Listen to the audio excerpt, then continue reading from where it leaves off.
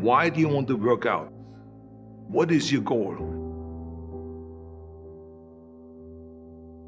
The most important thing is that you have a vision, that you have a goal.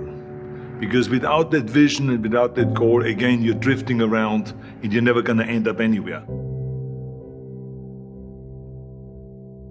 People don't become successful just by accident. You know, I mean, maybe the guy that found gold in California and started the gold rush, but don't count on that. That's the one in a lifetime kind of a situation. So you got to really have a specific goal, and to me, to have that vision that I want to be Mr. Universe, that I want to be the greatest bodybuilder of all time. That was a great vision, and that specifically to look like Reg Park and to be up there on that stage and to lift the trophy overhead and to win the championship over and over and over again. So that was a great goal. You have to have a goal. Now, it doesn't have to be that specific goal, but it has to have some goal. This is why I always recommend to people, sit down, take your time, and start thinking about, why do you want to work out? What is your goal? And that can be as crazy as it is. It could be, I want to impress girls. If that's your goal, so be it, but it motivates you. It could be that you're emulating a certain, bodybuilder or a certain football player, a certain boxer, whatever it is. Have those pictures put all over the wall like I did when I was a kid.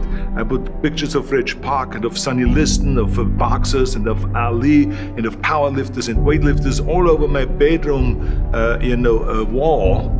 So that every day when I go to sleep, every day when I wake up, I look at those pictures and they motivate me. You need that motivation, and then therefore you have this kind of imprint in front of you all the time, and you know exactly what you're chasing.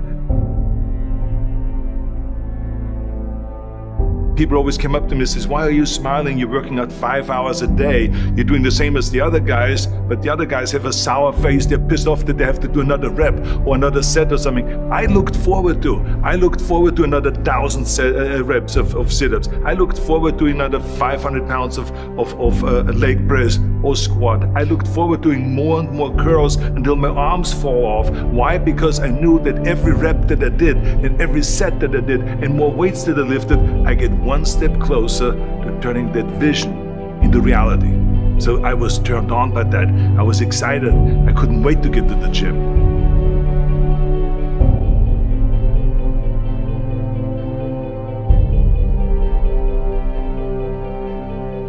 I remember that when I weighed 245 pounds, and Bob Raferson, the director of Stay Hungry, said to me that I'm interested in having you come in for a reading and work on your acting and all this, because I'm interested in having you in a movie to star with Jeff Bridges and with Sally Fields. I was delighted about that, and I was excited, and I started pumping up more and more. And then he said, but I don't want you to weigh more than 210 pounds. You want me to be in a movie, but I'm weighing 245, 246. I say, I just won the Olympia, I say, which was 1974, and I was really at my biggest. And but he demanded that, and he says, look, it's very simple.